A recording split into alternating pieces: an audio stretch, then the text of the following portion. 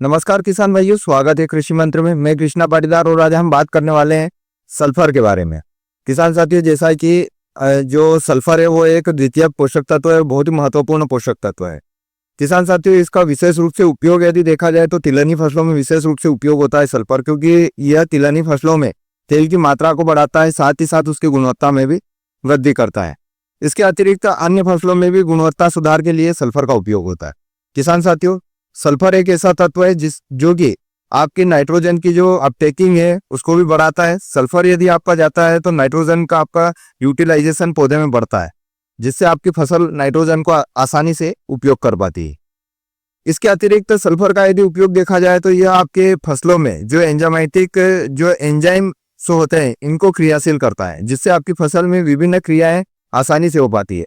जैसे यदि आप देखेंगे आपकी फसलों में फ्लावरिंग और फ्रूटिंग स्टेज आती है, अन्य भी क्रियाएं होती है, तो इन अवस्थाओं पर जो एंजाइम अनिवार्य रूप से कार्य करते हैं उन एंजाइम को क्रियाशील करने का कार्य सल्फर करता है।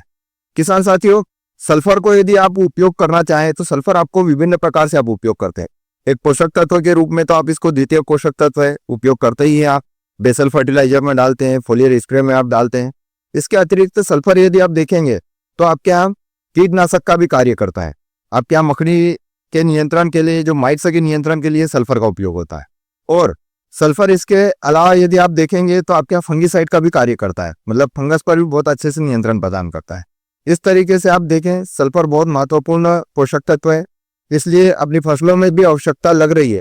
सल्फर जहां भी आवश्यक लग रहा है सल्फर का उपयोग कीजिए और अपनी फसलों को स्वस्थ रखिए और उत्पादन को बढ़ाइए।